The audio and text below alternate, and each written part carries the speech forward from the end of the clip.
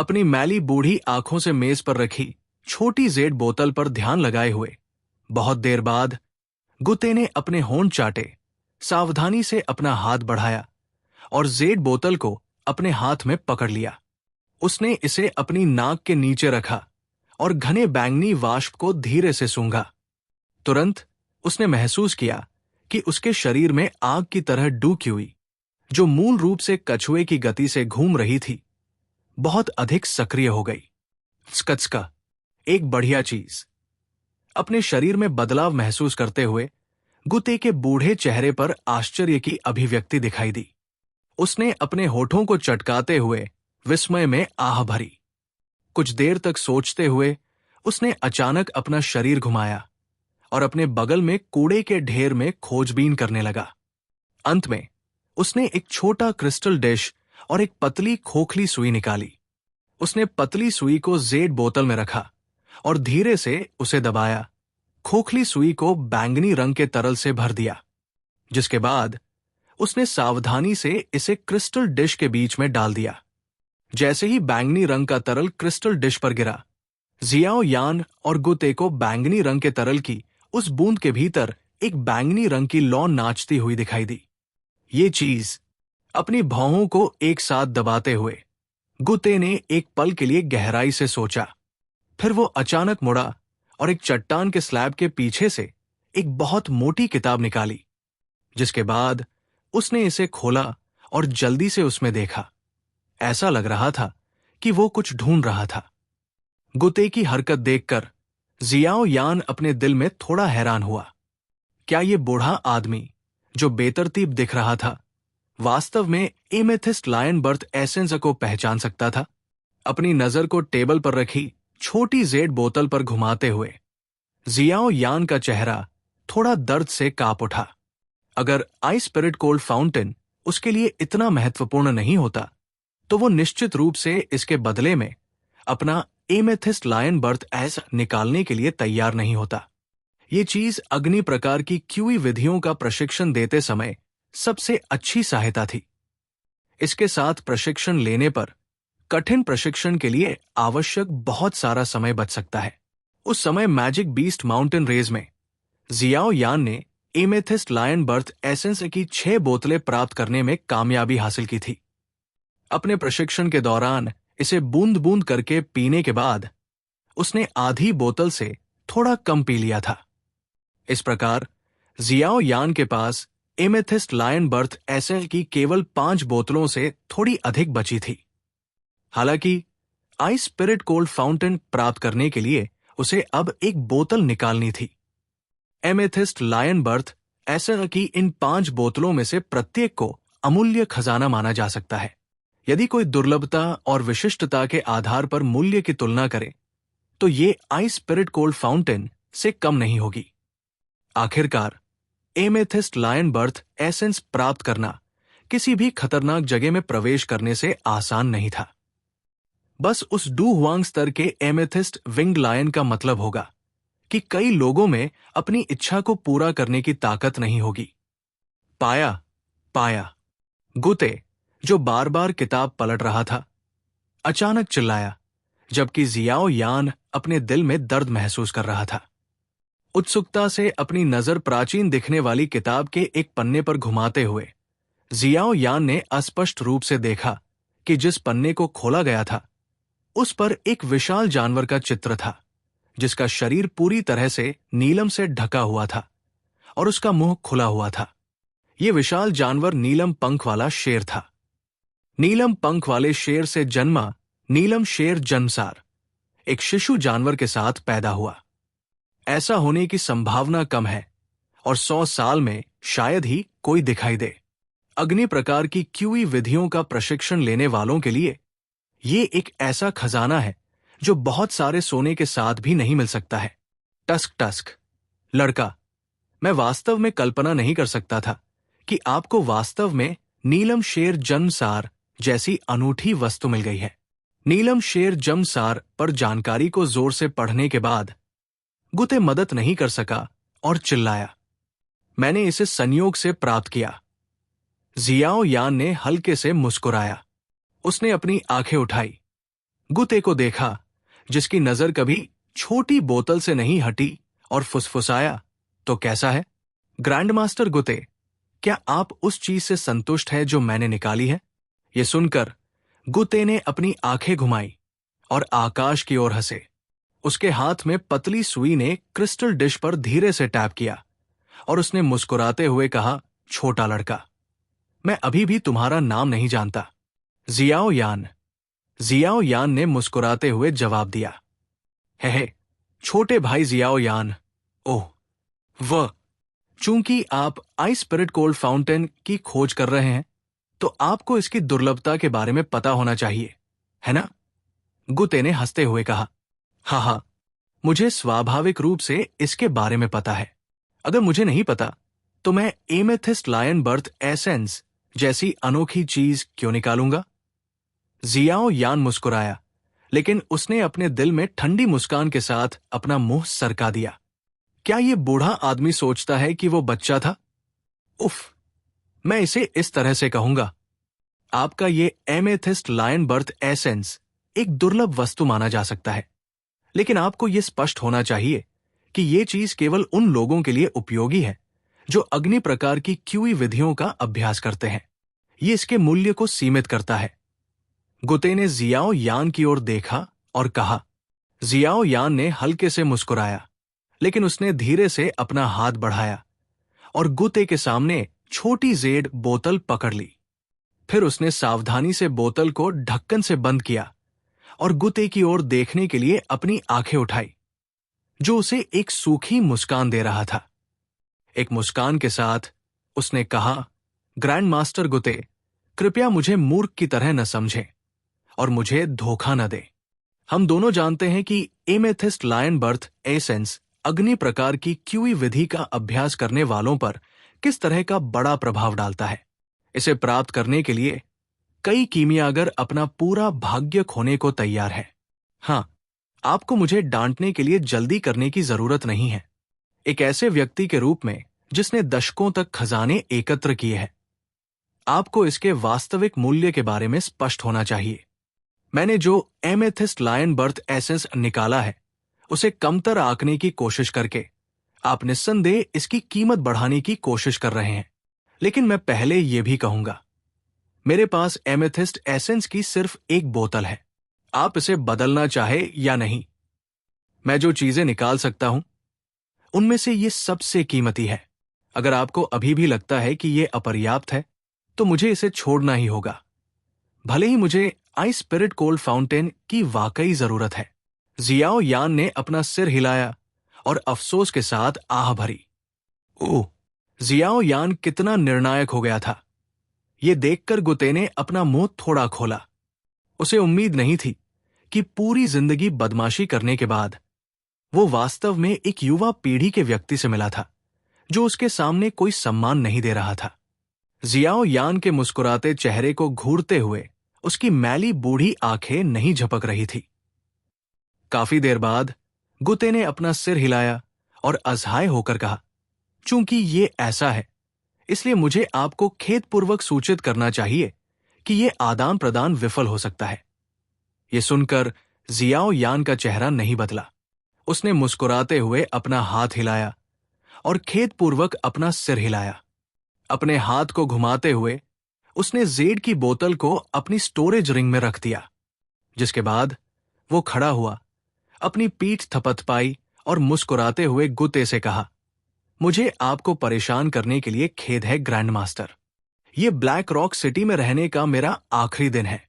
कल मैं जिया मां साम्राज्य छोड़ सकता हूं। उम्मीद है हमें भविष्य में एक साथ व्यापार करने का मौका मिलेगा। ये शब्द कहने के बाद जियाओ यान ने मुड़कर कमरे से बाहर निकलते समय एक स्वाभाविक और अनियंत्रित तरीके से काम किया। यह सुनकर कि जियाओ यान जिया मां साम्राज्य छोड़ने वाला था, गुते की लंबी टांगों पर हथेलियां स्पष्ट रूप से कांप उठीं। हालांकि उसने तुरंत अपना मुंह नहीं खोला। उसकी आंखें जियाओ यान की पीठ पर ध्यान से घूर रही थी और उसके होंठ कांप रहे थे। कमरा पूरी तरह से शांत था। केवल जियाओ यान के भारी कदमों की दबी हुई आवाज सुनाई दे रही थी। गुते की ओर पीठ करके जियाओ यान ने देखा कि कमरे का दरवाजा धीरे धीरे नजदीक आ रहा है। उसके चेहरे पर जो मुस्कान थी, उस पर ठंडा पसीना भी दिखाई दे रहा था। उसे वास्तव में आइस स्पिरिट कोल्ड फाउंटेन की जरूरत थी। हालांकि अगर वो इस स्थिति में पीछे हट गया तो वो चालाक भेड़िया जैसा गुआते निश्चित रूप से उसे इसके लिए भारी कीमत चुकाने का अवसर नहीं छोड़ेगा। जब वो समय आएगा तो एमेथिस्ट लायन बर्थ एसेंस की उसकी सीमित 5 बोतलों को एक बार फिर से कम करना पड़ सकता है। ये परिणाम निस्संदेह जियाओ यान के लिए बेहद दर्दनाक था। इसलिए विनिमय की स्थिति को सीमित करने के लिए वो केवल ऐसा संकल्प दिखा सकता था। अरे, क्या इस बूढ़े आदमी की मानसिक शक्ति बहुत मजबूत नहीं है? मुझे मत बताओ कि वो एमेथिस्ट लायन बर्थ एसेंस के प्रति आकर्षित नहीं है। जियो यान अपने दिल में बेचैनी से डांटने से खुद को नहीं रोक सका। कमरे का दरवाजा पहले से ही करीब था, लेकिन उसके पीछे सब कुछ अभी भी शांत था। 4 कदम, 3 कदम, 2 कदम। उसका दिल चुपचाप दरवाजे तक पहुंचने के लिए कदमों की संख्या गिन रहा था। जब वो अपने अंतिम कदम पर पहुंचा तो जियो यान ने धीरे से आह भरी। दरवाजे के हैंडल को छूते ही उसकी हथेली थोड़ी कांप उठी। दरवाजे के हैंडल को पकड़े हुए जियो यान एक पल के लिए चुप हो गया। उसके बाद उसने अपने दांतों को जोर से भींचा, अपने दिल को मजबूत किया और दरवाजा खोलकर जाने की तैयारी की। हालांकि इस समय एक बूढ़ी आवाज, जिसने जियो यान के दिल का बोझ उतार दिया, उसके पीछे से प्रकट हुई। उफ, बेटा, वापस आओ। तुम जीत गए। मैंने अपने पूरे जीवन में एमेथिस्ट लायन बर्थ एसेंस नहीं देखा है, इसलिए तुम बहुत भाग्यशाली हो। अगर ये कुछ और होता तो तुम आज वाकई खाली हाथ लौटते। बूढ़ी आवाज गुस्से से भरी गड़गड़ाहट की तरह थी, जो जियाओ यान के दिल पर कसकर दबाव डाल रही थी। जब जियाओ यान आराम से आह भर रहा था तो वो ये महसूस करके दंग रह गया कि अनजाने में उसकी पीठ ठंडे पसीने से भीग गई थी। अगर ये अल्केमिस्ट रोब की अच्छी कारीगरी के लिए नहीं होता तो ये संभावना थी कि उसके पीछे गुते को कुछ गड़बड़ लग जाती। किसी को पता चले बिना जियाओ यान ने धीरे धीरे मुड़ने से पहले अपने चेहरे पर लगे ठंडे पसीने को पोंछा। अधिक आराम से चलते हुए जियाओ यान एक बार फिर गुआते की असहाय निगाहों के नीचे टेबल पर लौटा और बैठ गया। बैठे बैठे कुछ उखड़ी हुई सांस लेने के बाद जियाओ यान ने अपना सिर उठाया और गुआते की ओर मुस्कुराया। उसके शरीर ने कमजोरी से अपनी स्टोरेज रिंग से एक छोटी जेड बोतल निकाली और उसे धीरे से टेबल पर रख दिया। उसने मुस्कुराते हुए कहा, ग्रैंडमास्टर गुते, आपकी सहमति के लिए धन्यवाद। उफ, असहाय रूप से अपना सिर हिलाते हुए गुते ने छोटी जेड बोतल को पकड़ लिया। मोह से भरे चेहरे के साथ उसने इसे अपनी हथेली में रखा और इसकी खुशबू की एक गहरी सांस ली। उसका पूरा चेहरा नशे में हो गया। उस समय मैंने किसी कमीने को इस एमेथिस्ट लायन बर्थ एसेंस के बारे में बताते हुए सुना था, लेकिन मैंने इसे अपनी आंखों से कभी नहीं देखा था। आज मैं भाग्यशाली माना जा सकता हूं। गुते के मोहग्रस्त तरीके को देखकर जियाओ यान को थोड़ा ठंडा महसूस हुआ। इस बूढ़े आदमी को किसी भी चीज में कोई दिलचस्पी नहीं थी, लेकिन इन अनोखी चीजों के लिए उसका असामान्य प्यार था। उसका प्यार खूबसूरत महिलाओं के प्रति एक अत्याचारी और कामुक राजा जैसा था। खांसी, ग्रैंड मास्टर गुते, क्या आप कृपया मेरे लिए आइस स्पिरिट कोल्ड फाउंटेन निकाल सकते हैं? जियाओ यान ने एक हल्की खांसी निकाली और असहाय रूप से याद दिलाया। अपनी मादक भावना को तोड़ते हुए गुते ने अधीरता से जियाओ यान की ओर देखा और सूंघते हुए कहा, यहां मेरा इंतजार करो, कुछ भी मत छू। जियाओ यान को अपना सिर हिलाते हुए देखने के बाद उसने नीलम सार लिया, घूमा और कुछ समय के लिए बेतरतीब ढंग से एक दीवार पर दस्तक दी। एक दबी हुई आवाज के बाद दीवार के पीछे एक छोटा सा छेद दिखाई दिया। वहां बैठो और हिलना मत। एक बार फिर गुते ने अपने शरीर को मोड़ने और छेद में प्रवेश करने से पहले फिर से उग्रता से आदेश दिया। कुर्सी पर बैठे जियाओ यान ने कोई अतिरिक्त हरकत नहीं की। याओ लाओ की आध्यात्मिक धारणा के साथ वो बूढ़ा आदमी कोई भी चाल नहीं आजमा पाएगा। कुछ देर तक चुपचाप इंतजार करने के बाद गुते ने अपने हाथ में कुछ लिया और छेद से बाहर निकल गया। उसने छेद को पूरी तरह से बंद कर दिया और मुड़ते हुए उसने एक सफेद जेड बॉक्स रखा जो टेबल पर वॉश बेसिन के आकार का था। सफेद जेड बॉक्स बहुत अच्छी तरह से सील किया गया था। ऊपर से खोलने के लिए छेद के अलावा कोई छोटा सा भी गैप नहीं था। हालांकि ये सफेद जेड की एक परत से ढका हुआ था, फिर भी जियाओ यान को एक बर्फीली हवा महसूस हो रही थी जो उसमें से धीरे धीरे बाहर आ रही थी। जेड बॉक्स को इस तरह से थपथपाते हुए कि ऐसा लगे कि वो इसे छोड़ने के लिए तैयार नहीं है, गुते ने सावधानी से ढक्कन की कसी हुई सील को खोला। जैसे ही ढक्कन हटाया गया, एक ठंडा कोहरा तुरंत उड़ गया और जगह को ढक लिया। एक पल में कमरे के अंदर का तापमान गिर गया। गिरते तापमान को अनदेखा करते हुए जियाओ यान की नजर जल्दी से जेड बॉक्स के अंदर चली गई। उसने पाया कि जेड बॉक्स के अंदर बर्फ की एक मोटी परत बड़े करीने से बनी हुई थी।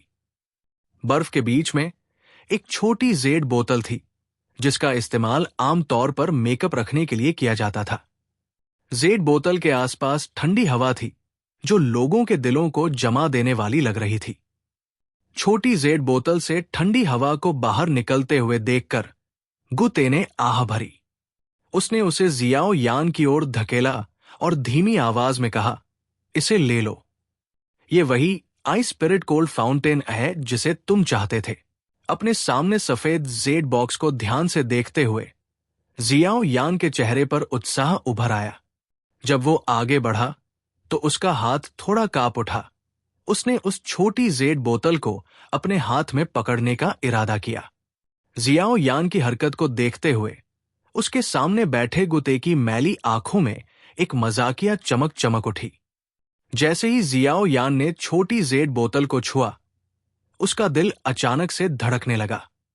उसने पाया कि उसके हाथ पर जिस जगह पर वो चीज लगी थी वहां एक ठंडक महसूस हुई जो उसकी हड्डी को छेद रही थी। पलक झपकते ही उसकी हथेली पतली बर्फ की परत से ढक गई। इसके अलावा बर्फ तेजी से जियाओ यान की बाह तक फैल गई। अप्रत्याशित परिवर्तन के कारण जियाओ यान के हाव भाव थोड़े बदल गए। उसे एक विचार सूझा और उसके शरीर में बैंगनी रंग के डू क्यूई के धागे तेजी से कुछ क्यूआई पथों से गुजरे और आखिरकार उसकी बाह तक पहुंच गए। तुरंत जियाओ यान की बाह से एक हल्की बैंगनी रंग की लौ उठी और बर्फीली हवा के साथ कुछ देर के लिए रुक गई, फिर धीरे धीरे पिघल गई। उसकी बाह थोड़ी हिली और उस पर लगे पानी के दाग उड़ गए। जियाओ यान का हाथ एक हल्के बैंगनी रंग की लौ से ढका हुआ था। जब उसने एक बार फिर छोटी जेड बोतल को पकड़ा, इस बार उसने अपने हाव भाव में कोई बदलाव किए बिना उसे उठा लिया। उसके बगल में गुते ने बैंगनी लौ को देखा जो जियाओ यान के हाथ पर जल रही थी और ऊपर उठ रही थी। उसके चेहरे पर एक हैरान करने वाला भाव चमक उठा और वो अनायास ही चिल्ला उठा, स्वर्गीय लौ? नहीं। बैंगनी लौ की ताकत को महसूस करने के बाद गुते ने अपना सिर थोड़ा हिलाया। उसने अपने सामने खड़े युवक को गौर से देखा और धीरे से अपने दिल में कहा, क्या आदमी है। मैं वास्तव में गलत था। ये आदमी कोई साधारण व्यक्ति नहीं है। गुते की निगाहों को अनदेखा करते हुए जियाओ यान ने अपने हाथ में छोटी जेड बोतल का ध्यानपूर्वक अध्ययन करने पर ध्यान केंद्रित किया, जो लगातार बर्फीली ठंडी हवा छोड़ रही थी। उसने सावधानी से बोतल का ढक्कन खोला और उसमें से आधी बोतल क्रीम सफेद तरल पदार्थ निकला। तरल पदार्थ के ऊपर कोई बर्फ जैसी कुछ चीजें देख सकता था। जियाओ यान ने धीरे से बोतल से ठंडी हवा की एक सांस ली। तुरंत उसका शरीर हिंसक रूप से कांप उठा। उसके शरीर में बैंगनी लौ डू क्यूई एक पल के लिए घूमती रही, इससे पहले कि वो बर्फीली हवा के धागे को उसके सिर से बाहर निकाल दे। जियाओ यान ने अपना हाथ बढ़ाया और उसके सिर के ऊपर छुआ। वो ये देखकर दंग रह गया कि उसके सिर पर बर्फ के क्रिस्टल की एक पतली परत जम गई थी। उसने तुरंत अपने होठों को आपस में मिला लिया। ये आइस स्पिरिट कोल्ड फाउंटेन वास्तव में एक दुर्लभ अनोखा खजाना था। कोई आश्चर्य नहीं कि स्वर्गीय लॉ को निगलते समय किसी को इसकी मदद लेनी चाहिए। अपने विचारों की प्रवृत्ति से जियाओ यान भी अस्पष्ट रूप से महसूस कर सकता था कि स्वर्गीय ज्वाला की शक्ति कितनी भयावह थी। वास्तव में सफलता दर को थोड़ा बढ़ाने के लिए कुछ अलग अलग प्रकार की अनूठी चीजों को एक साथ काम करने की आवश्यकता थी। जियाओ यान ने आइस स्पिरिट कोल्ड फाउंटेन का बहुत देर तक सावधानीपूर्वक अध्ययन किया। जब याओ लाओ ने अपने दिल में इसकी पुष्टि की, तभी जियाओ यान ने जल्दी से इसे सफेद जेड बॉक्स में वापस रख दिया। आपने जो चाहा वो पहले ही प्राप्त कर लिया है। अगर आपके पास और कुछ नहीं है तो चले जाइए।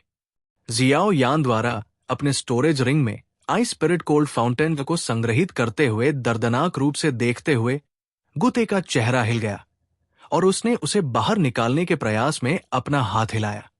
वो जो उसे सबसे अधिक चाहिए था, उसे प्राप्त करने के बाद जियाओ यान ने अपने दिल में राहत की सांस ली। उसने अपने हाथों को एक साथ रखा और गुते की ओर हिलाया। एक मुस्कान के साथ उसने कहा, ग्रैंड मास्टर, आपकी मदद के लिए धन्यवाद। अगर मुझे भविष्य में कोई मौका मिला तो मैं निश्चित रूप से आपके साथ आदान प्रदान करने के लिए यहां आऊंगा। जब आप कुछ सामग्री निकालने में सक्षम हो जाएं, तो मुझे ढूंढना, अन्यथा पुराना मैं किसी को नहीं देखूंगा। अपना मुंह चटकाते हुए गुते ने बेरमी से कहा, बेशक, अगर मैं कुछ निकालने में सक्षम नहीं हूं तो मैं आपको परेशान करने के लिए आने की हिम्मत नहीं करूंगा। जियो यान मुस्कुराया और कमरे के चारों ओर नजर घुमाने से पहले सिर हिलाया। उसने बेतरतीब ढंग से पूछा, ग्रैंड मास्टर गुते, क्या आपके पास रैंक 3 राक्षस कोर है?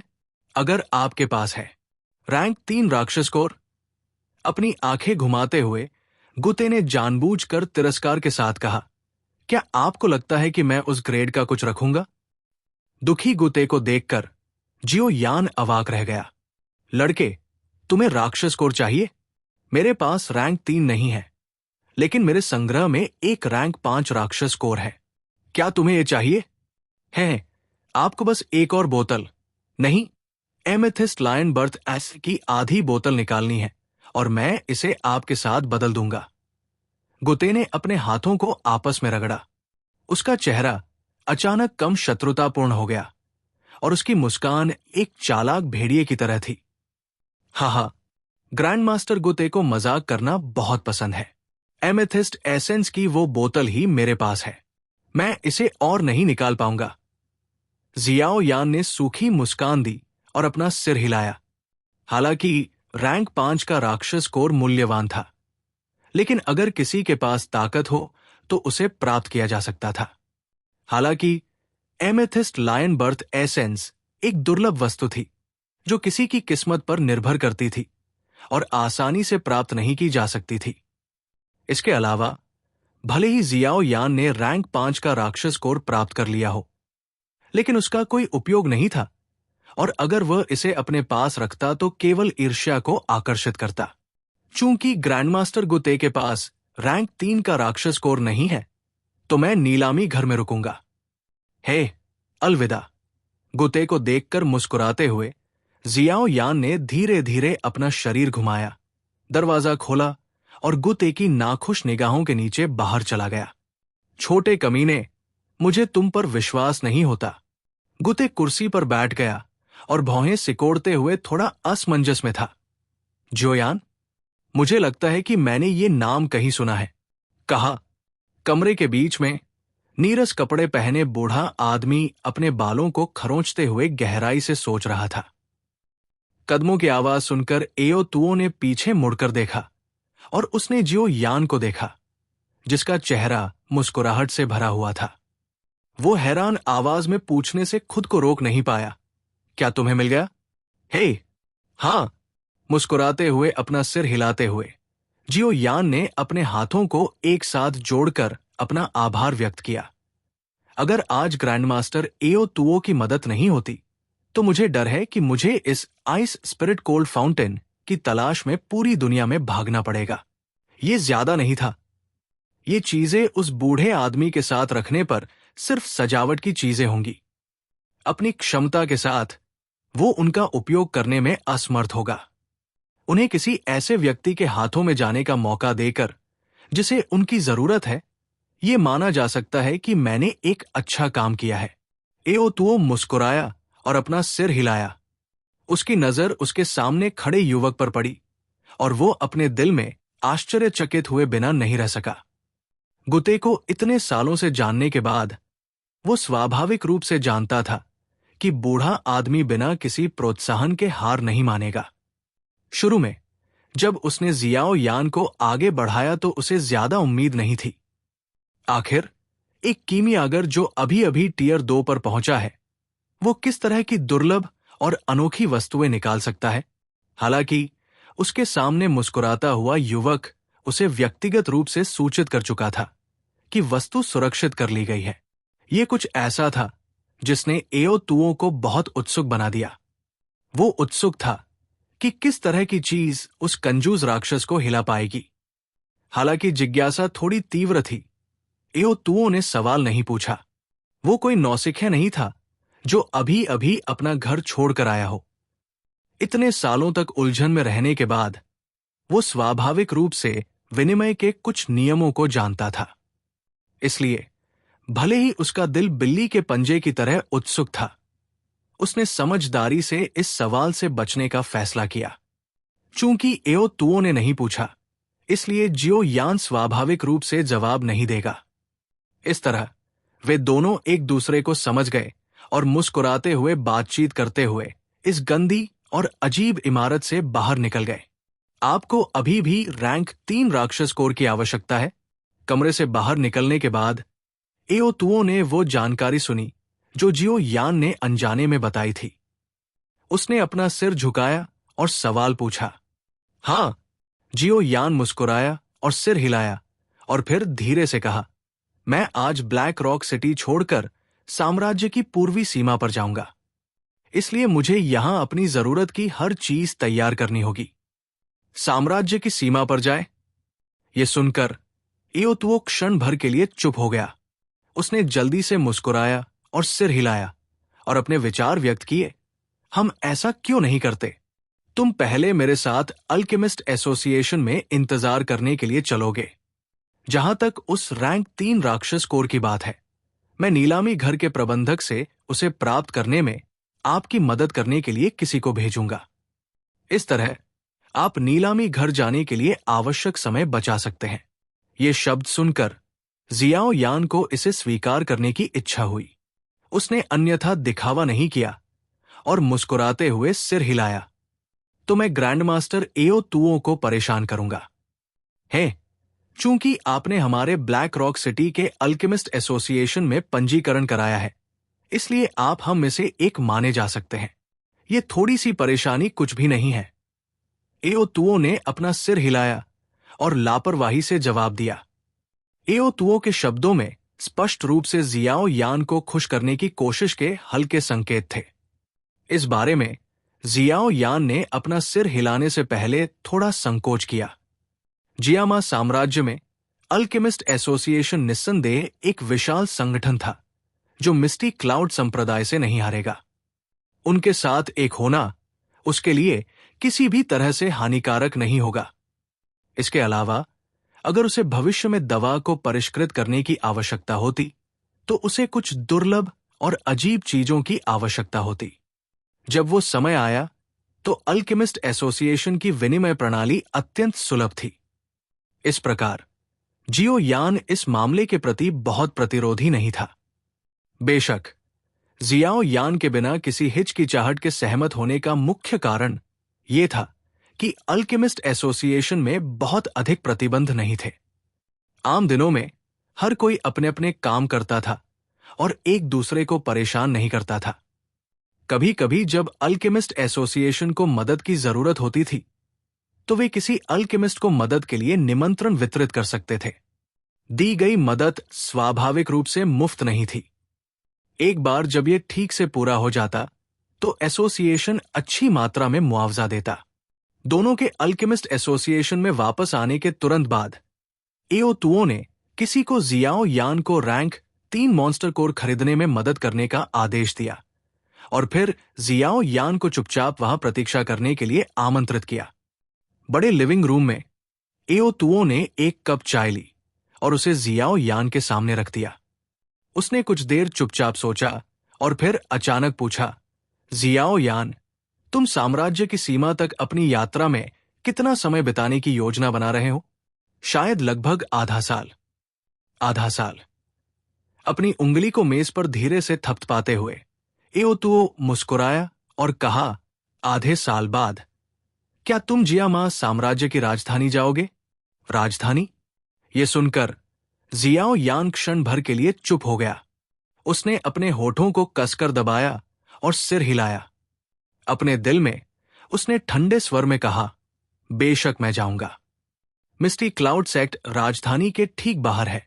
मैं कैसे नहीं जा सकता? हे! जियाओ यान की बातें सुनकर एओतुओ के चेहरे पर मुस्कान थोड़ी और स्पष्ट हो गई।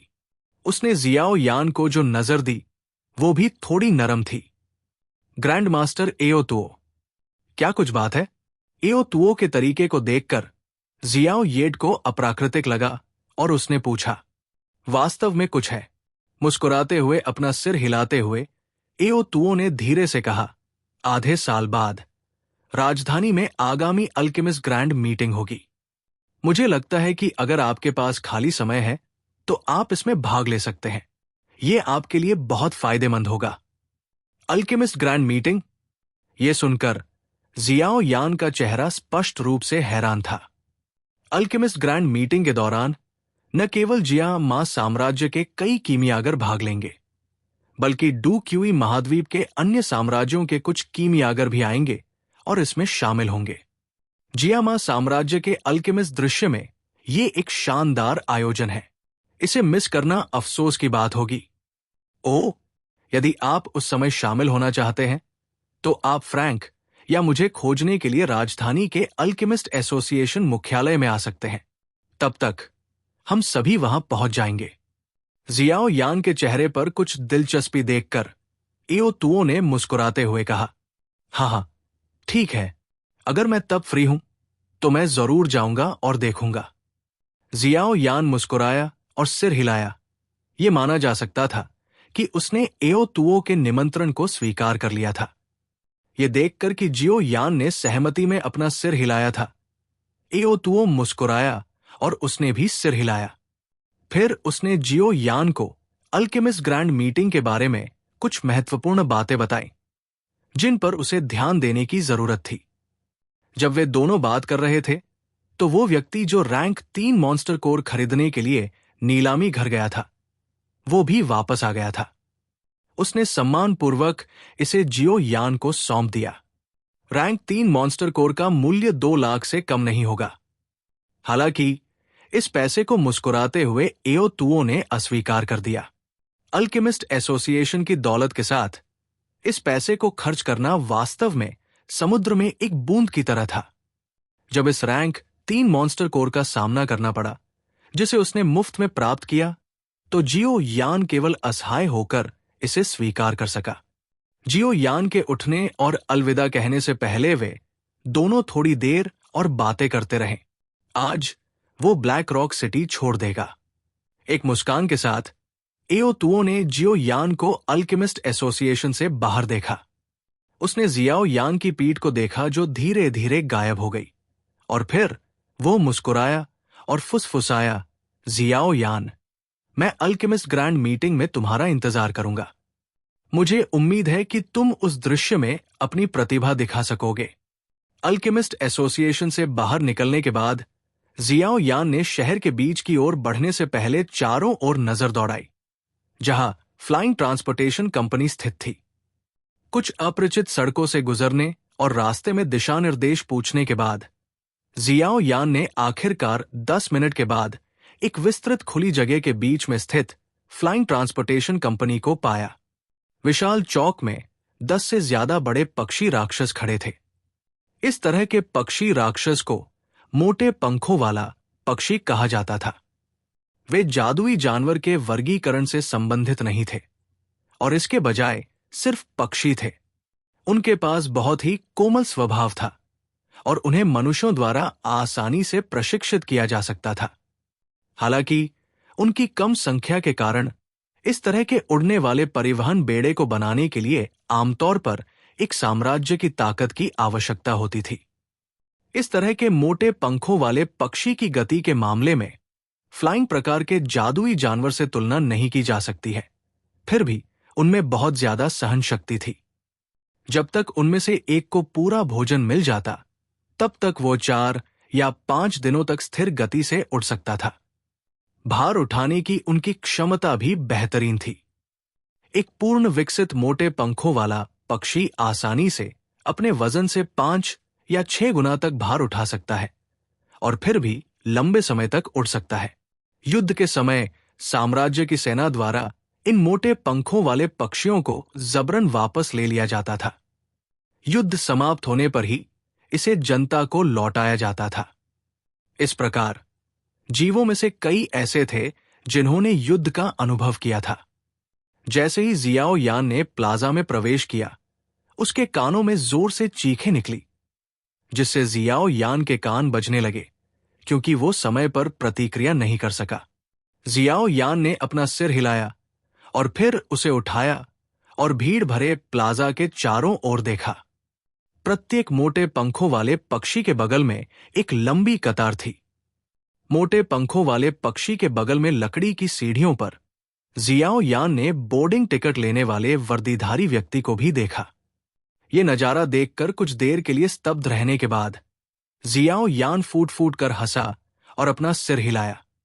उसने एक राहगीर को रोका और पूछा कि वो प्लाजा के दक्षिण पूर्वी हिस्से में जाने से पहले टिकट कहां से खरीद सकता है, जहां टिकट काउंटर था। फिलहाल टिकट काउंटर के सामने बहुत लंबी कतार थी और जियाओ यान असहाय होकर चुपचाप कतार में खड़ा हो सकता था और अपनी बारी का इंतजार कर रहा था। उसके इंतजार के दौरान उसके कान के पास शोर कभी बंद नहीं हुआ। जियाओ यान ने अचानक परी डॉक्टर से ईर्ष्या करते हुए अपने माथे को रगड़ा। अब उसे आखिरकार पता चल गया था कि एक उड़ने वाले घोड़े का मालिक होना बहुत महत्वपूर्ण था। सिर्फ एक बांस की सीटी के साथ विशाल डू क्यूई महाद्वीप उसके घूमने के लिए था। अरे, मैं भविष्य में एक उड़ने वाला पालतू जानवर लाऊंगा।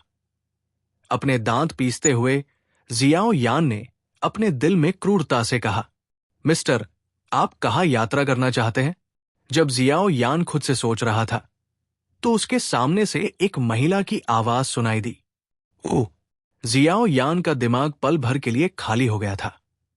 उसने अपना सिर उठाया और महसूस किया कि उसके सामने कतार पहले ही खाली हो चुकी थी।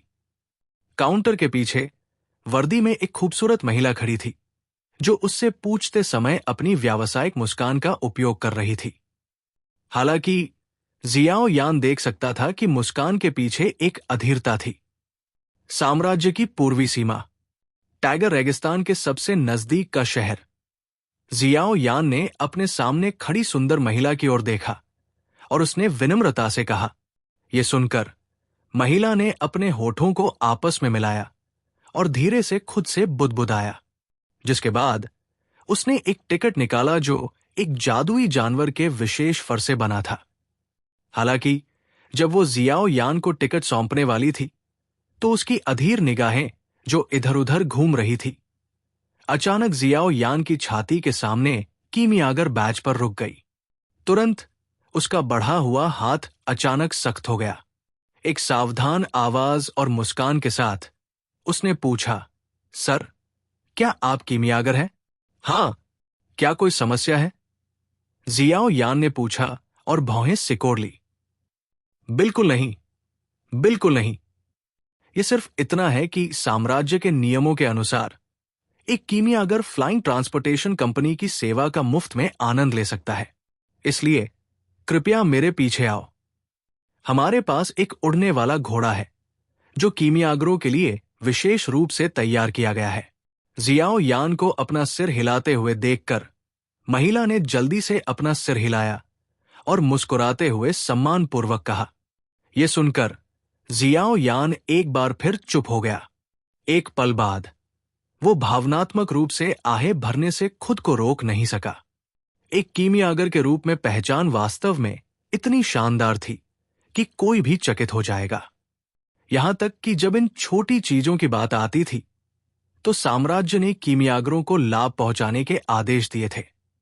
कोई आश्चर्य नहीं कि कई लोग कीमियागर को देखकर सम्मानजनक चेहरा अपनाते थे। इस पेशे की दुर्लभता और कुलीनता जियाओ यान की पिछली अपेक्षाओं से कहीं आगे निकल गई। अपने चारों ओर ईर्ष्या और सम्मान भरी निगाहों के तहत जियाओ यान ने काउंटर से बाहर निकलने वाली महिला का पीछा करने से पहले हेवी जुआन शासक की पीठ को धीरे से थपथपाया। रास्ते में उसके आगे चल रही थोड़ी सुंदर महिला ने जानबूझकर या अनजाने में अपनी पूरी और पतली कमर को बार बार हिलाया, जिससे एक सेक्सी और उग्र वक्र बन गया। हालांकि उसका चेहरा शानदार नहीं था, फिर भी यह किसी व्यक्ति के पेट के निचले हिस्से में कुछ गर्मी पैदा करने के लिए पर्याप्त था, जब उसकी तंग वर्दी पोशाक के साथ जोड़ा गया।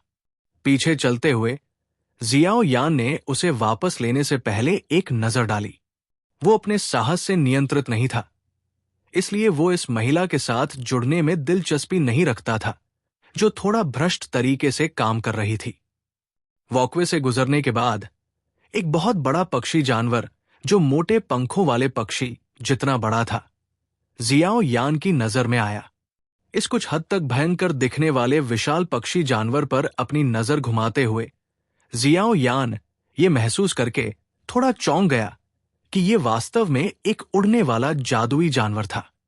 इसकी आभा से जानवर रैंक 1 पर दिखाई दिया, लेकिन जियाओ यान अपने शरीर के चारों ओर बहती हवा जैसी ऊर्जा महसूस कर सकता था। स्पष्ट रूप से ये एक हवा जैसा उड़ने वाला जादुई जानवर था। इस तरह के जादुई जानवर की उड़ान की गति बहुत तेज थी। उड़ते जादुई जानवर की पीठ पर एक छोटा सा घर था, जो एक विशेष लकड़ी का उपयोग करके मजबूती से बनाया गया था। इस तरह की लकड़ी बेहद चुस्त और मजबूत थी, हालांकि ये बहुत कम उपलब्ध थी। घर के अंदरूनी हिस्से को कुछ छोटे कमरों में विभाजित किया गया था। जियाओ यान ने घर पर नजर डाली और पाया कि 2 कमरे पहले से ही भरे हुए थे। उनके शरीर पर लबादे से वे स्पष्ट रूप से कीमियागर थे। सर, ये उड़ने वाला जानवर है जो जियामा साम्राज्य के पूर्वी सीमा शहर रेगिस्तान शहर की ओर जाएगा। वो शहर टैगर रेगिस्तान के सबसे करीब है। उड़ते हुए जादुई जानवर के सामने रुकते हुए वर्दी में उस महिला ने सम्मानपूर्वक कहा।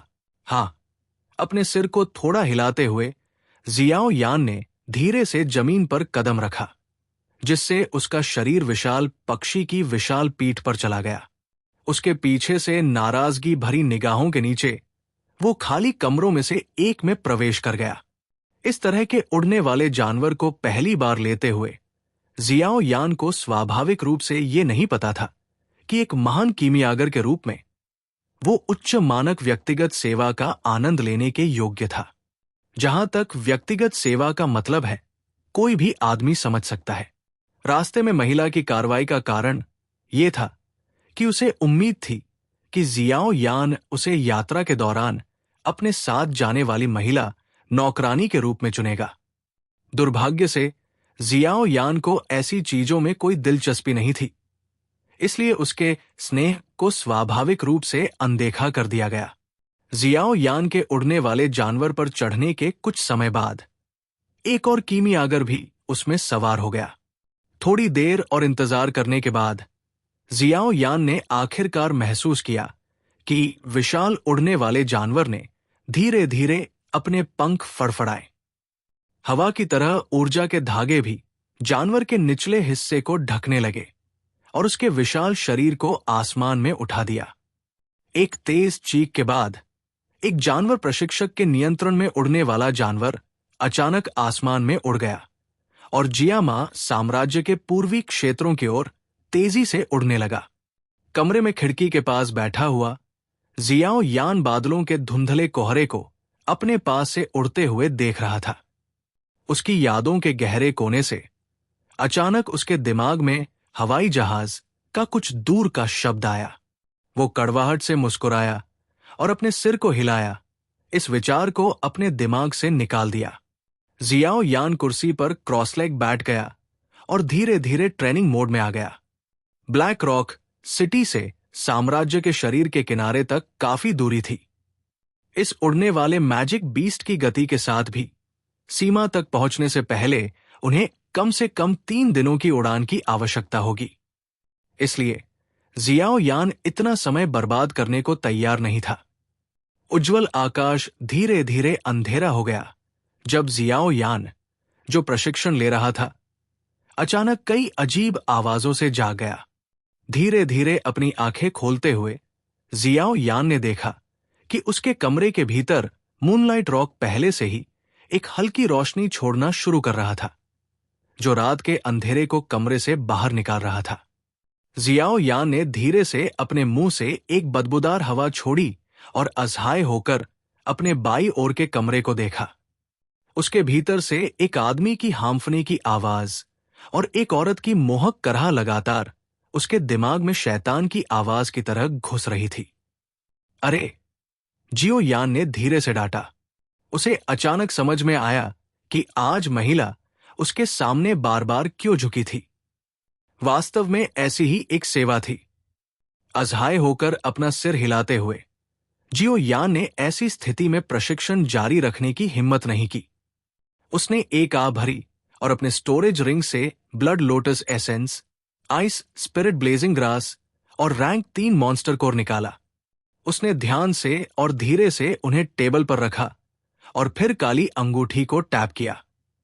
तुरंत याओ लाओ अस्थिर रूप से उसमें से बाहर निकल आया। क्यों?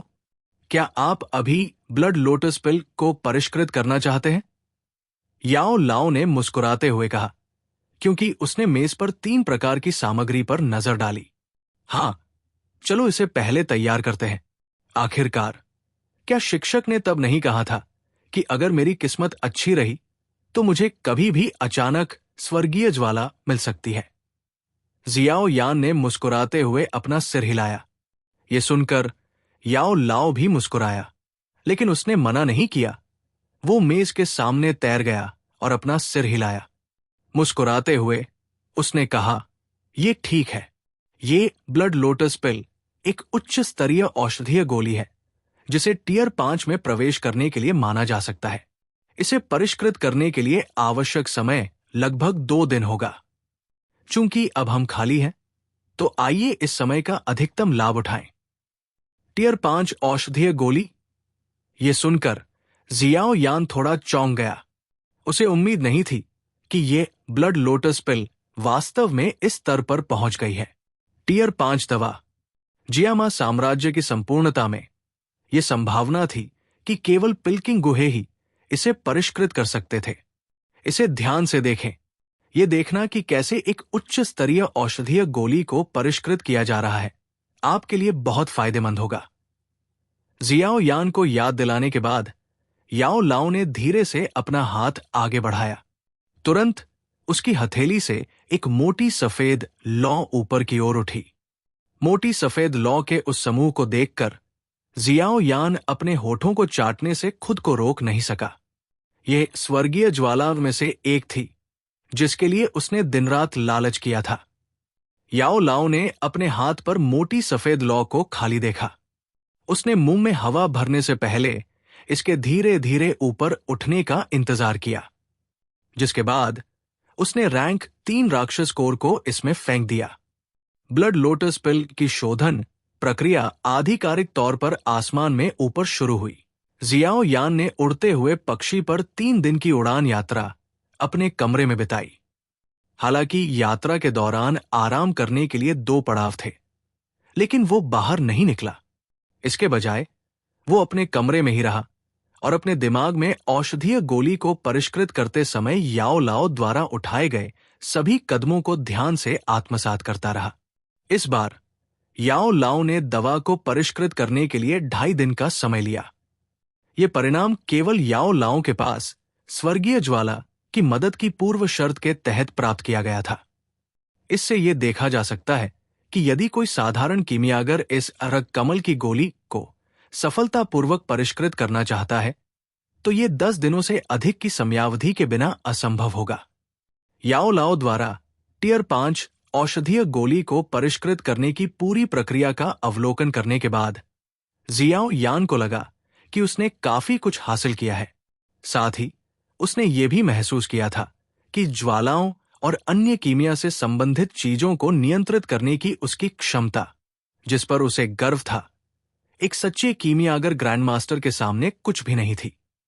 उदाहरण के लिए ब्लड लोटस पिल को परिष्कृत करने की प्रक्रिया को लें। हालांकि इसमें केवल 3 सामग्रियां थी, लेकिन इसमें शामिल जटिल प्रक्रिया ने जियाओ यान को सदमे में अपनी जीभ चूसने पर मजबूर कर दिया। जियाओ यान ने अपने दिल में इसके बारे में सोचा था। अगर वो होता तो शायद वो पहली सामग्री को परिष्कृत करते समय औषधीय सामग्री को राख के ढेर में बदल देता। छोटे से कमरे के भीतर से बाहर के बादल बहुत तेजी से उड़ गए। स्वर्गीय ज्वाला द्वारा 2 लंबे दिनों तक शांत किए जाने के बाद ड्रैगन की आग के आकार की एक रक्त लाल रंग की गोल औषधीय गोली याओ लाओ की हथेली से कुछ इंच ऊपर तेजी से घूम रही थी। इसकी सतह की चमक से यह स्पष्ट रूप से एक गोली में एकत्रित होने और जमने के अंतिम चरण में पहुंच गई थी। अपने होठों को चाटते हुए जियाओ यान ने अपने सुन्न पैरों को मालिश किया। उसकी नजर बेतरतीब ढंग से खिड़की से बाहर चली गई और उसे लगा कि हवा अचानक बहुत गर्म हो गई है। क्या हम पहुंच रहे हैं? जियाओ यान ने अपनी काली पांडा आंखों को रगड़ते हुए खुद से बड़बड़ाया। उसने अपनी गर्दन को रगड़ा और फिर एक बार फिर अपनी नजर याओ लाओ की ओर घुमाई जो मेज पर था। हालांकि उसने 2 दिन बिना आराम किए बिताए थे, फिर भी याओ लाओ की अभिव्यक्ति पहले की तरह ही शांत थी। ऐसा लग रहा था जैसे अपनी ऊर्जा को बर्बाद करने का ये लंबा समय उसे थका नहीं पाया। औषधि की गोली बनने वाली है। जैसे ही जियाओ यान अपने दिल में प्रशंसा कर रहा था, याओ लाओ ने अचानक एक धीमी आवाज में कहा। यह सुनकर जियाओ यान ने जल्दी से एक उच्च श्रेणी की रूज जेड बोतल निकाली, जिसके बाद उसने सावधानी से इसे टेबल पर रखा और कुछ कदम पीछे हट गया। टेबल पर जेड की बोतल पर नजर डालते हुए याओ लाओ ने अपना सिर हिलाया। उसकी हथेली थोड़ी कांप उठी और एक घनी मोटी सफेद लौ उठी, जिसने खून के रंग की औषधीय गोली को पूरी तरह से घेर लिया। मोटी सफेद लौ जल्दी से 2 बार फड़फड़ाई, क्योंकि एक भयंकर ऊर्जा का उतार चढ़ाव अचानक लौ के भीतर से निकला। एक पल बाद ये लहर की तरह छोटे घर से बाहर बिखर गया। जब ये ऊर्जा तरंग फैली तो उड़ने वाले जादुई जानवर जो उड़ान के बीच में था उसे झटका लगा। तुरंत उसका विशाल शरीर कांप उठा और कुछ बार हिल गया, क्योंकि उसकी भयभीत चील की चीख हवा में सुनाई दी। इस अचानक ऊर्जा तरंग और उड़ने वाले जादुई जानवर में परिवर्तन को महसूस करते हुए जियाओ यान का चेहरा थोड़ा बदल गया। उसी समय रक्त रंग की चिकित्सा गोली जो बन रही थी, अचानक एक बहुत ही घनी औषधीय गंध छोड़ गई। औषधीय गंध ने कमरे से बाहर निकलते समय एक हल्का लाल रंग भी ले लिया और अंत में छोटे घर को ढक लिया। ये वो घटना है जो तब होगी जब एक औषधीय गोली टियर 4 और उससे ऊपर बनेगी। दरवाजे की रखवाली करो। मुझे चुपचाप गोली खत्म करने के लिए कुछ मिनट दो, याओ लाओ ने गंभीरता से कहा, क्योंकि वो बिना भाव बदले अपनी हथेली में लौ को घूर रहा था। हमारे साथ यात्रा करने वाले कीमियागरों से सावधान रहें। हाँ, जियाओ यान ने गंभीरता से अपना सिर हिलाया। जिस समय अजीब सी गंध फैली, उसे पहले ही पता चल गया था कि इस विशाल पक्षी जानवर के कुछ अन्य कमरों में कुछ हलचल हो रही थी। एक औषधीय गोली जो कि 4थी श्रेणी की थी और उससे ऊपर की थी, कई लोगों के लिए घातक आकर्षण रखती थी। कुछ लोग इसे पाने के लिए अपनी जान जोखिम में डालने को भी तैयार थे। अपनी हथेली से अपनी पीठ पर भारी जुआन शासक को कसकर पकड़े हुए जियाओ यान ने मुड़कर दरवाजा खोला। फिर वो भावहीन चेहरे के साथ बाहर चला गया। उसी समय उसने एक हाथ से हिंसक रूप से दरवाजा बंद कर दिया। उसके दरवाजे पर खड़े होने के कुछ ही समय बाद 4 अन्य कमरों से 4 मानव आकृतियां बिना ठीक से कपड़े पहने बाहर निकल आई। उनकी निगाहें गलियारे में घूमी और आखिरकार जियाओ यान पर पड़ी, जो एक उदासीन दिखने वाला चेहरा पहने हुए था। चारों निगाहें सबसे पहले जियाओ यान की छाती पर टियर 2 कीमियागर बैच पर घूमी। फिर उनकी आंखों में सदमा चमक उठा। उन्होंने अर्थ के साथ छिपी हुई नजरों का आदान प्रदान किया।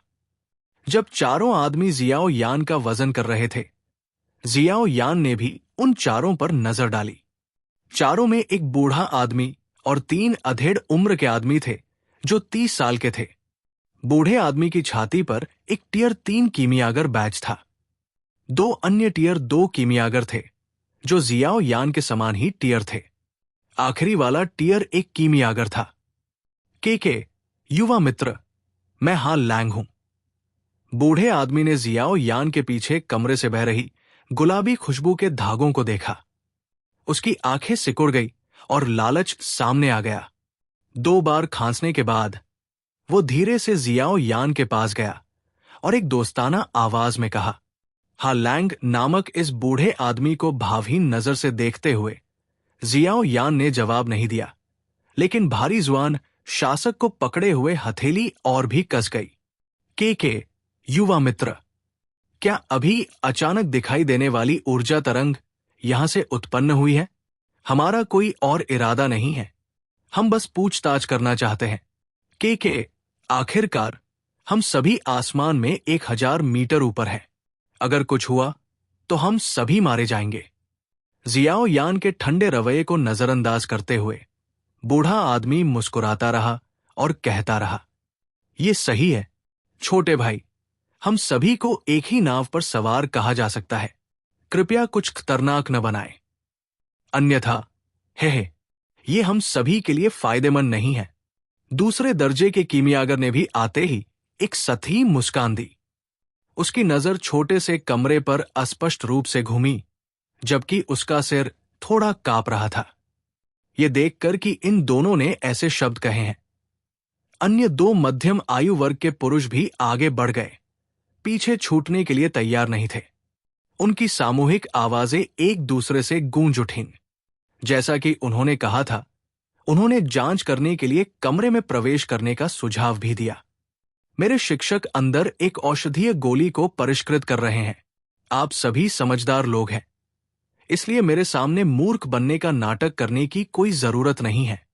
हम उड़ते हुए पक्षी की उड़ान को प्रभावित नहीं करेंगे।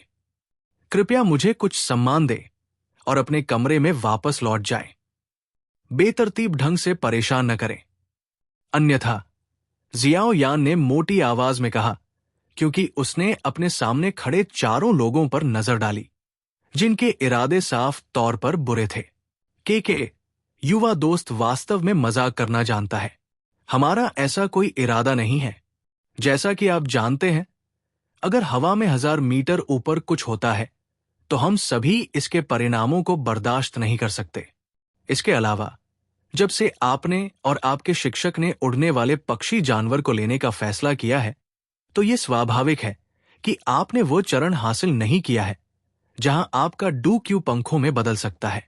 अगर कुछ भी हुआ तो, हालैंग नामक उस बूढ़े व्यक्ति ने मुस्कुराते हुए चेहरे पर कहा। उसकी मुस्कान शांत हो सकती थी, लेकिन ये उसके लालच और निर्दयता को छिपा नहीं सकती थी। हालांकि वो स्पष्ट रूप से समझ गया था कि वहां मौजूद रहस्यमय कीमियागर उससे कम स्तर का नहीं होगा, लेकिन दूसरी पार्टी स्पष्ट रूप से दवा को परिष्कृत करने की प्रक्रिया में थी। इस दौरान किसी का ध्यान भटकाना वर्जित था। अगर कोई अपनी पूरी क्षमता पर नहीं था, तो औषधीय गोली को बर्बाद करना एक छोटी और आसान बात थी। अगर कोई प्रतिक्रिया होती, तो इसका नतीजा यह हो सकता था कि रिफाइनर अपंग हो जाए। यही कारण था कि लैंग में इतनी हिम्मत थी। छोटे भाई, हम सिर्फ अंदर जाकर खुद के लिए पुष्टि करना चाहते हैं। हम कोई परेशानी नहीं खड़ी करेंगे, कृपया हट जाए। दूसरे दर्जे के मध्यम आयु वर्ग के व्यक्ति को भी पता था कि अब सबसे अच्छा मौका है, इसलिए उसने मामले को आगे बढ़ाने की हिम्मत नहीं की। उसने एक कदम आगे बढ़ाया, अपनी डू क्यूई को अपनी हथेली में छिपाया और जियाओ यान को धक्का दिया। चले जाओ। इस व्यक्ति की साहसिक कार्रवाई को देखकर जियाओ यान के चेहरे पर ठंडक आ गई। उसकी हथेली अचानक कस गई और बैंगनी रंग की लौ तुरंत ऊपर उठी। एक भयंकर ताकत लेकर उसने मध्यम आयु वर्ग के व्यक्ति पर मुक्का मारा, इससे पहले कि वो बचाव कर पाता। धमाका! एक दबी हुई आवाज सुनाई दी। जियाओ यान जल्दी से पीछे हट गया, जब तक कि उसने खुद को कमरे के दरवाजे पर कसकर चिपका नहीं लिया, और फिर उसने अपना शरीर स्थिर किया। जियाओ यान की वर्तमान ताकत केवल एक साधारण डूशी थी, जबकि बड़ा आदमी बहुत पहले ही 3 सितारा डूशी के स्तर में प्रवेश कर चुका था। हालांकि जियाओ यान अपनी बैंगनी लॉ डू क्यूई पर भरोसा करके ऊपरी हाथ हासिल करने में कामयाब रहा, लेकिन जीत हासिल करना आसान नहीं था। जियाओ यान के हमले को प्राप्त करने के बाद उस दूसरे स्तर के कीमियागर ने भी कुछ कदम पीछे खींच लिए। हालांकि उसने अचानक अपनी मुट्ठी पकड़ ली और एक दर्दनाक चीख निकाली। अन्य तीनों ने नजर घुमाई और ये देखकर आश्चर्यचकित हो गए कि उस व्यक्ति की मुट्ठी वास्तव में पूरी तरह से लाल हो गई थी। खून के रिसने का हल्का निशान भी था। यह बेहद भयानक था। स्वर्गीय ज्वाला? नहीं, यह बदमाश थोड़ा अजीब है। हमला करो। तागो, अंदर की औषधीय गोली पूरी तरह से परिष्कृत होने वाली है। जियाओ यान की मुट्ठी पर चढ़ती हुई बैंगनी ज्वाला को देखकर उस बूढ़े व्यक्ति की अभिव्यक्ति बदल गई। फिर उसने मुड़कर दूसरे स्तर के कीमियागर को आदेश दिया।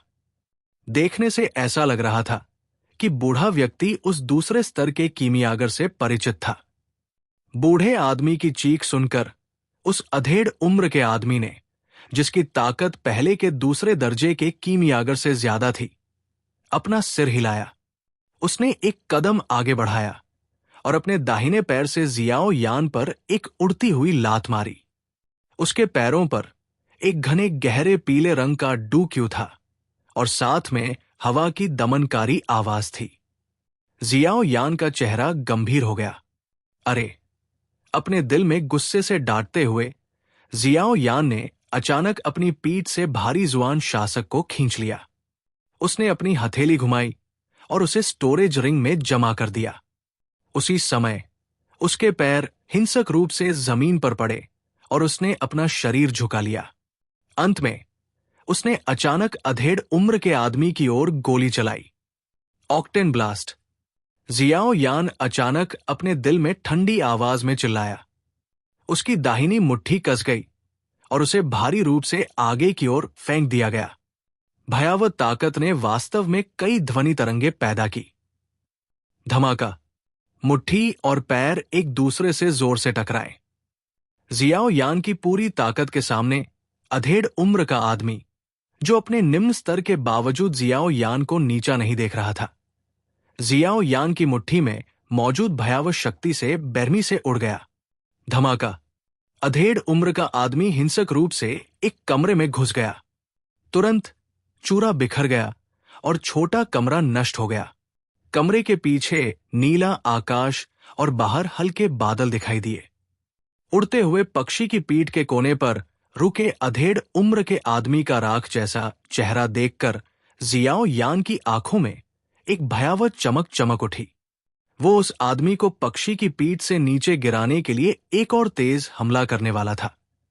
तभी उसके पीछे से एक विजयी, ठंडी हंसी की आवाज आई, जिससे उसका दिल घबरा गया। उसने अचानक अपना सिर घुमाया और पाया कि वो ठंडा चेहरा वाला बूढ़ा आदमी पहले ही दरवाजे के सामने आ चुका था। बाद वाले ने अपना सिर झुकाया और जियाओ यान को घूरते हुए मुस्कराया और भयावह तरीके से कहा, बच्चा, एक बार जब मैं अंदर वाले को खत्म कर दूंगा तो मैं तुम्हें नीचे फेंक दूंगा। ये शब्द कहने के बाद बूढ़े आदमी ने लकड़ी के दरवाजे पर जोरदार मुक्का मारा। तुरंत लकड़ी के टुकड़े सभी दिशाओं में बाहर निकल आए और कमरे का दरवाजा बूढ़े आदमी की हंसी के नीचे फट गया। बूढ़े आदमी का चेहरा मुस्कुराहट से भर गया, क्योंकि उसने लापरवाही से उस पर गोली चलाने वाले लकड़ी के कुछ टुकड़ों को एक तरफ धकेल दिया। उसने अभी कमरे में कदम रखा ही था कि एक भूत जैसी छाया अजीब तरह से उसके सामने एक भूत की तरह प्रकट हुई। एक बहुत बूढ़ा हाथ बिजली की तरह बाहर निकला और बूढ़े आदमी की गर्दन पकड़ ली। तुम मुझे खत्म करना चाहते हो? बूढ़े आदमी के कान के पास एक हल्की सी आवाज सुनाई दी, जिससे बूढ़े आदमी की आंखें अचानक सिकुड़ गई। कमरे के अंदर से आती हुई बूढ़ी आवाज सुनकर जियाओ यान ने राहत की सांस ली। बूढ़ा आदमी जो अभी अभी कमरे में भागा था, धीरे धीरे पीछे हट गया। इस समय कोई उसकी गर्दन पर कुछ हद तक बूढ़ी सी दिखने वाली हथेली देख सकता था। एक बांस के पंजे की तरह ये उसके गले पर कसकर जकड़ी हुई थी। हा लैंग की अभिव्यक्ति कुछ हद तक स्तब्ध थी, क्योंकि वो अपने सामने उदासीन बूढ़े आदमी को घूर रहा था।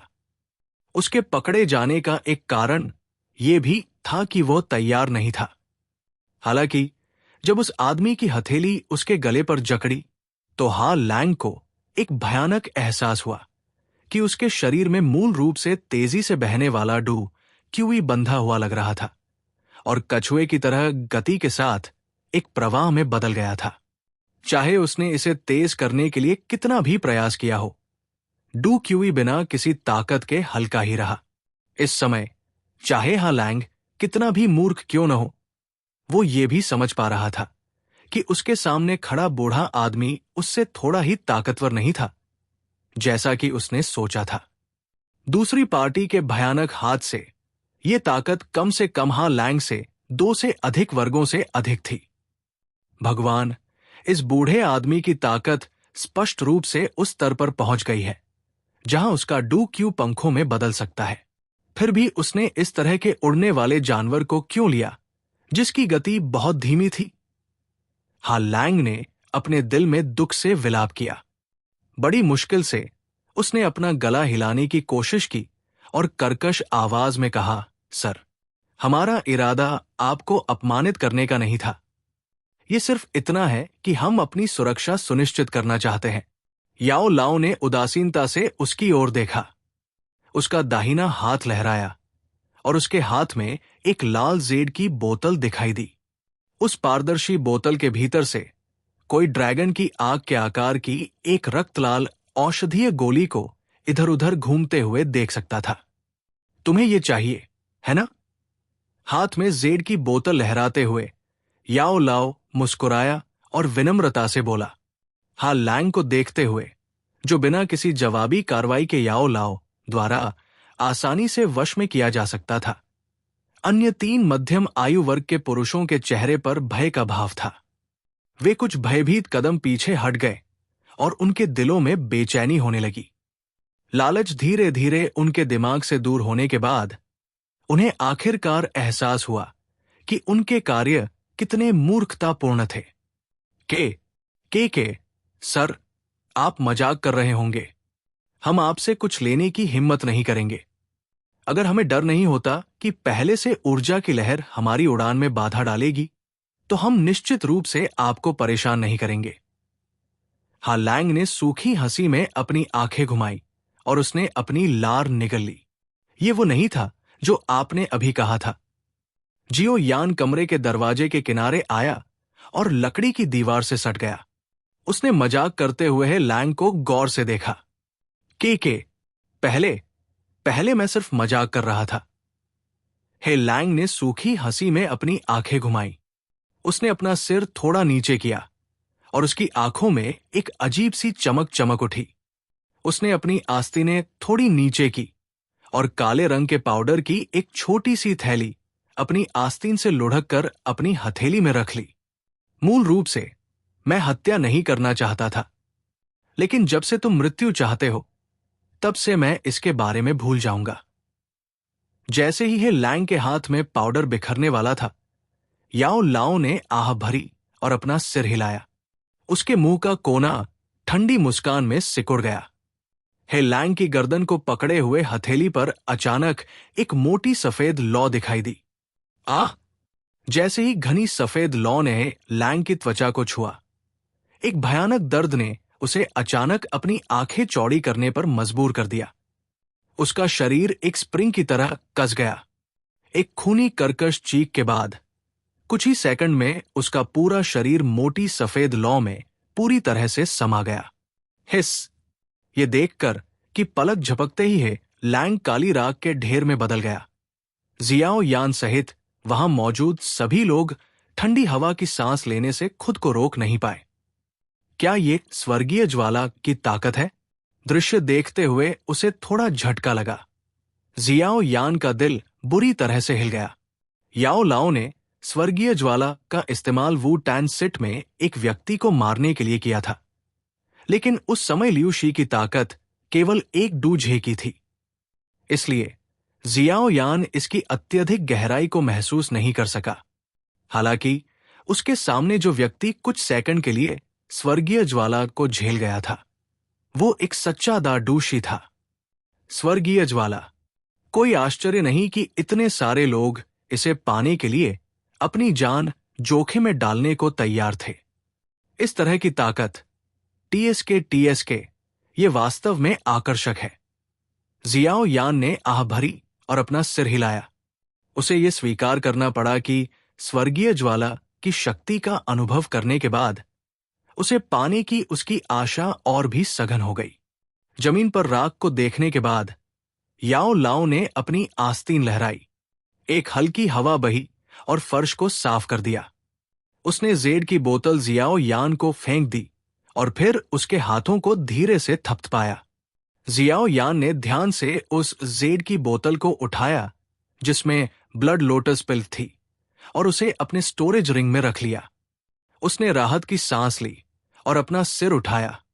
3 पीले चेहरे वाले मध्यम आयु वर्ग के बुरे इरादों वाले पुरुषों की ओर देखते हुए उसने मुस्कुराया और पूछा, गुरु, हम उनसे कैसे निपटे? चूंकि उनके पास दवा लूटने और लोगों को मारने का दृढ़ संकल्प है, इसलिए ये स्वाभाविक है कि वे जानते हैं कि अगर वे असफल होते हैं तो उन्हें किस तरह की कीमत चुकानी होगी। याओ लाओ ने विनम्रता से कहा। उसने अपनी आंखें उठाईं और उन तीनों पर नजर डाली। अपना हाथ हिलाते हुए एक मोटी सफेद लौ एक बार फिर उठी। क्या आप खुद नीचे कूदना चाहते हैं? याओ लाओ के उदासीन शब्दों को सुनकर तीनों लोगों ने अपने शरीर को स्थिर कर लिया। उनके चेहरे डर से भर गए क्योंकि उन्होंने अपने हाथ नीचे कर लिए और जमीन पर नजर डाली जो 1000 मीटर से भी ज्यादा दूर थी। उनकी एड़ियां कांपना बंद नहीं कर रही थी। जियाओ यान ने अपनी बाहें मोड़ ली और तीनों लोगों को ठंडे दिमाग से देखा जो आतंक और निराशा में डूब गए थे। उसके दिल में कोई दया नहीं थी। वो जानता था कि अगर उनकी भूमिकाएं उलट दी गई तो ये लोग निश्चित रूप से कोई दया नहीं दिखाएंगे और उन दोनों को मार देंगे। चूंकि दूसरे पक्ष का कोई दया दिखाने का इरादा नहीं था, इसलिए जियाओ यान भी अपनी इन भावनाओं को अस्थायी रूप से शांत कर सकता था और उनका सामना कर सकता था।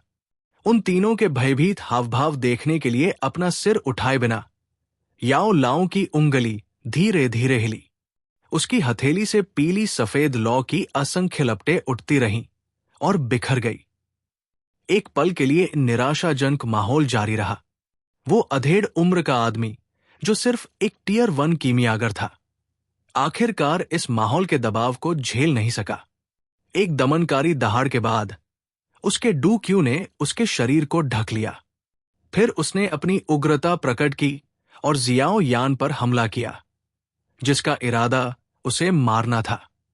ऐसा लग रहा था कि उसने अपनी समझ पूरी तरह नहीं खोई थी, क्योंकि वो अभी भी जानता था कि हमला करने के लिए नरम लक्ष्य कैसे चुनना है।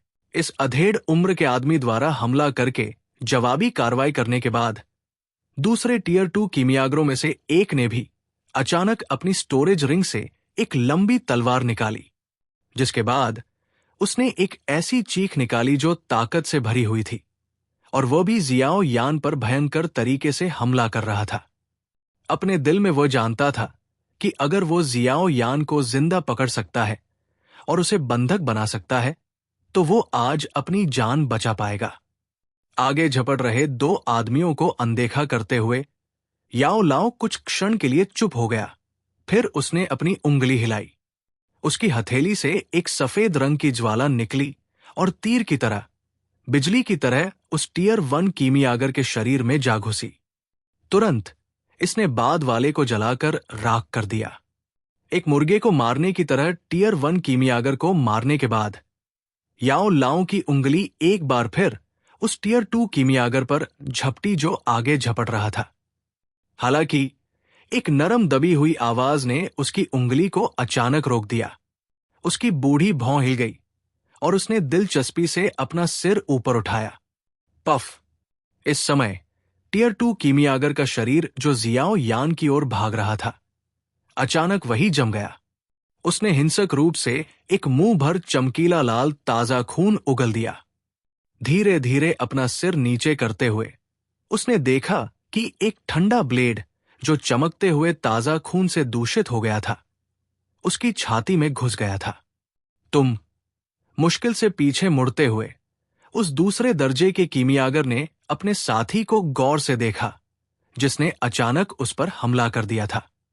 उसने कर्कश स्वर में कोसा, तुम भी यही मरोगे, निश्चित रूप से। बच नहीं सकते, वो तुम्हें नहीं छोड़ेगा।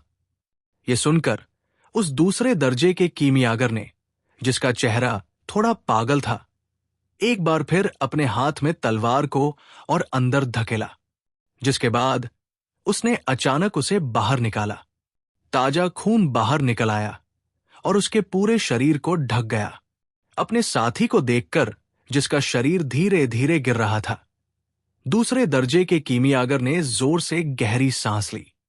वो अचानक पलटा और याओ लाओ से चिल्लाया, सर, मैं आपके पीछे चलने को तैयार हूं।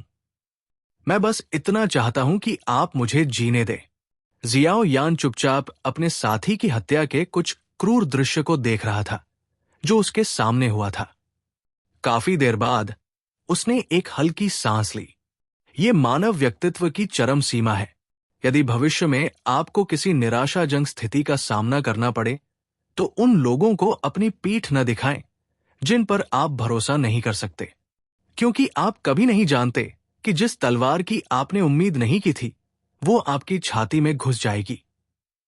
दूसरे दर्जे के कीमियागर के उस चापलूसी भरे चेहरे को अनदेखा करते हुए, जो उसकी अच्छी पुस्तकों में आने की कोशिश कर रहा था, याओ लाओ ने अपना सिर झुकाया, जियाओ यान को देखा और विनम्रता से कहा। अपनी मुट्ठी कसते हुए जियाओ यान ने अपना सिर हिलाया। उसके सामने जो दृश्य लाइव चल रहा था, उसने उसे बहुत अधिक सतर्क कर दिया था। ये व्यक्ति, तुम जो चाहो कर सकते हो। मुझे इस तरह के अनुयायी की आवश्यकता नहीं है। धीरे धीरे पीछे मुड़ते हुए याओ लाओ कमरे में चले गए। उन्होंने जियाओ यान को केवल अस्पष्ट शब्दों में छोड़ दिया। अपना सिर हिलाते हुए जियाओ यान ने एक सांस ली। उसके चेहरे पर कुछ हद तक बर्फीली मुस्कान उभरी। कमरे में प्रवेश करने के कुछ समय बाद याओ लाओ ने बाहर से एक गहरी दबी हुई आवाज सुनी। उसने अपना सिर हिलाया और अपनी उंगली हिलाई। उसकी उंगली की नोक पर उठती हुई पीली सफेद लौ धीरे धीरे गायब हो गई। चरमराट! जियाओ यान ने दरवाजा खोला और अंदर घुस गया। उस पल उसके शरीर से खून की हल्की गंध आ रही थी। याओ लाओ को देखते हुए जियाओ यान ने अपने कंधे उचकाए और मुस्कुराया। अगर मैं उस तरह के व्यक्ति को अपने पास छोड़ देता तो ये कहना मुश्किल होता कि वो कब रंग बदल लेगा। इसलिए मैंने उसे नीचे गिरा दिया। बेतरतीब ढंग से अपना सिर हिलाते हुए याओ लाओ की नजर खिड़की से गुजरी और दूर की जमीन पर पड़ी, जहां वो सुनहरे पीले रंग से ढकी हुई थी। उसने मुस्कुराते हुए कहा, हम टैगर रेगिस्तान पहुंच रहे हैं। चलो चलते हैं। हम बाकी की दूरी खुद ही उड़कर तय करेंगे।